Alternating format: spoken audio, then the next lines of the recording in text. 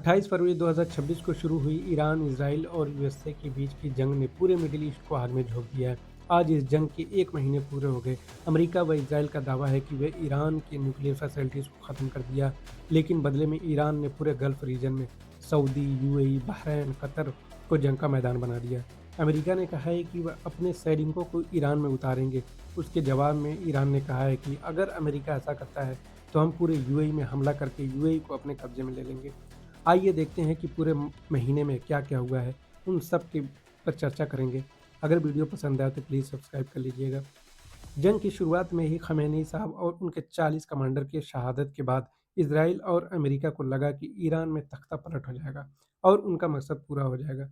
लेकिन ऐसा नहीं हुआ। खमेनी की शहादत के बाद दुनिया भर के लोगों के इमोशन ईरान के साथ जुड़ गए। फिर क्या था, ईरान ने अपने रहबर खमेनी के इंतकाम के लिए पूरे गल्फ़ में हमले करने शुरू कर दिए। चाहे वो यूएई हो, चाहे सऊदी हो, कतर हो, बहरीन हो, उन सब पर हमला किया जहाँ पर अमेरिकन बेस थे। अब तक मिडिल ईस्ट के 13 बेसेस को ईरान ने ख़त्म कर दिया है। कई राडार ख़राब कर दिए, कई इंटरसेप्टर बर्बाद कर दिए, यहाँ तक कि जॉर्डन में जो अमेरिका का 3rd इंटरसेप्टर वो है, उसको भी उसने हमला कर दिया, वहाँ तक भी ईरान ने हमला किया है। अमेरिका और इज़राइल ने मिलकर ईरान के कई शहरों भारी बमबारी की है, जिसमें 1000 टन बारूद इस्तेमाल किया गया है। एक स्कूल जो कि मेनाब में था, वहाँ पे 160 बच्चियाँ मारी गईं। उसके लिए भी ईरान में बहुत विरोध प्रदर्शन हुए। यूनिवर्सिटी पर हमले किए, न्यूक्लियर फैसिलिटीज़ पर हमले किए, सांस्कृतिक विरासत वाले स्थलों पर हमले किए हैं। इन सब के जवाब में ईरान ने जंग के 1 हफ्ते के अंदर ही हार्मुज़ को बंद कर दिया। हार्मुज़ बंद करने की एक और वजह है कि जो गल्फ़ की कंट्रीज़ हैं, उनके सारे के सारे बिज़नेस एक्सपोर्ट यहीं से होते हैं, चाहे वह पेट्रोल हो, चाहे वो एलएनजी हो, इन सब का जो भी एक्सपोर्ट होता है, इन्हीं हार्मुज़ के रास्ते से होता है। इसका असर पूरी दुनिया पर पड़ना शुरू हो चुका है। हमारे देश में भी गैस और पेट्रोल की किल्लतें देख रहे होंगे आप लोग, लंबी-लंबी लाइनें लगनी शुरू हो गई। इससे इससे अमेरिका और इज़राइल जैसे देशों पर प्रेशर पड़ता है कि पूरी दुनिया में केओस मच चुका है।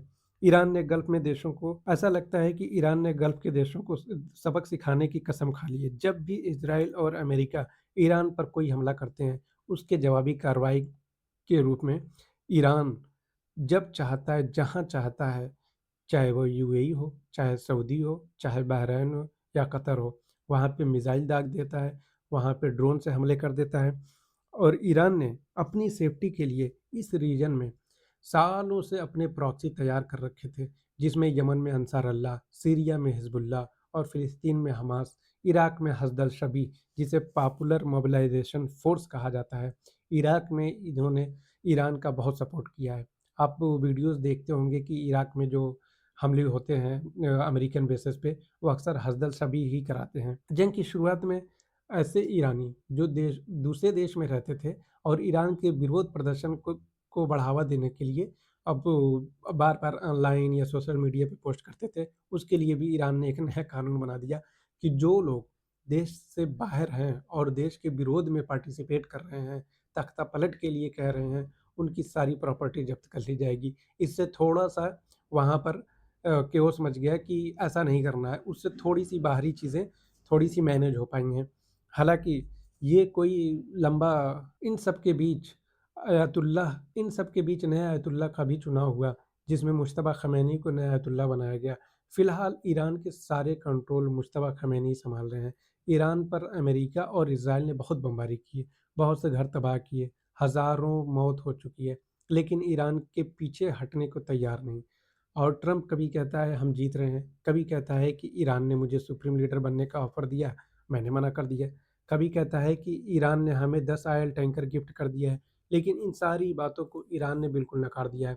ये सच है कि इस जंग में ज़्यादा तबाही ईरान की हुई है, लेकिन इन सब के बीच में अगर कुछ है, तो ईरान का हौसला है। इस बात से भी इनकार नहीं किया जा सकता कि ईरान ने अमेरिका के द्वारा गल्फ़ में 20 से 30 साल की मेहनत को बर्बाद कर दिया। चाहे वह यूएई हो, कतर हो, बहरीन हो, सऊदी हो, सबको टारगेट किया है।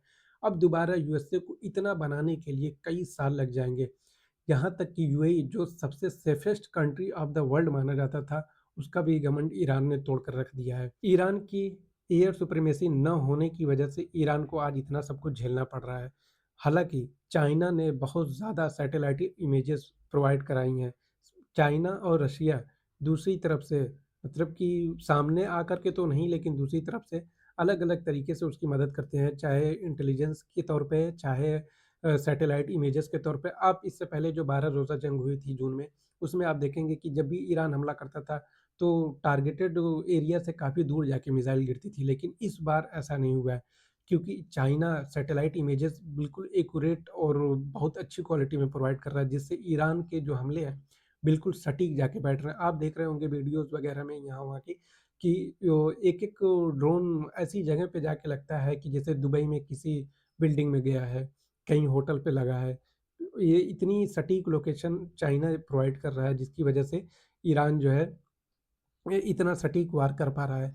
इन सब के बीच में अगर किसी का फ़ायदा हो रहा है, तो चाइना है। चाइना बिल्कुल अमेरिका को परख रहा है कि इसके पास है क्या-क्या चीज़ें, जो इतना भौकाल मचाया हुआ है। हालाँकि चाइना ने जितनी भी सब सारी चीज़ें प्रोवाइड कराई हैं ईरान को, वो एक तरीके से इनविजिबल के तौर पे मतलब कि सामने आकर के नहीं प्रोवाइड किया है। लेकिन बिना चाइना और रसिया के वार के मुझे नहीं लगता कि ईरान इतने लंबे टाइम तक चल पाता।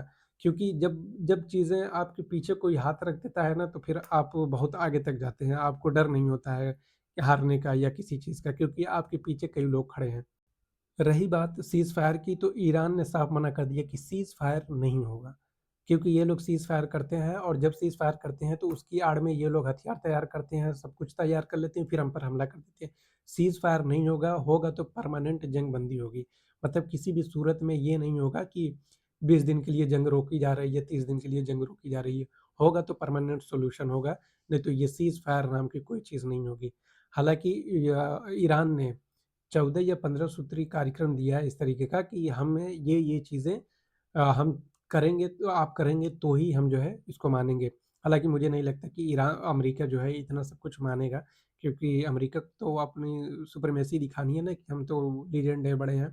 हालाँकि फ़िलहाल की जो तस्वीरें आप देख रहे होंगे सोशल मीडिया वगैरह पे, अमेरिका में बिल्कुल नो किंग नाम का एक प्रोटेस्ट चल रहा है कि ट्रम्प जो है बिल्कुल किंग किंग की तरह ट्रीट कर रहा है कि किसी को भी कोई मतलब नहीं है, वो जो अपना मन कर रहा है वही कर रहा है। जंग कब तक चलेगी, आगे क्या होगा, बिल्कुल भी अंदाज़ा नहीं लगाया जा सकता। अगर कोई मेजर डेवलपमेंट होती है इस जंग को लेकर के तो मैं एक नया वीडियोज़ बनाऊँगा। अगर आपने यहाँ तक वीडियो देखा है, अगर आपको पसंद आया तो प्लीज़ लाइक, शेयर और सब्सक्राइब कर लीजिएगा। यहाँ तक देखने के लिए आपका बहुत-बहुत शुक्रिया।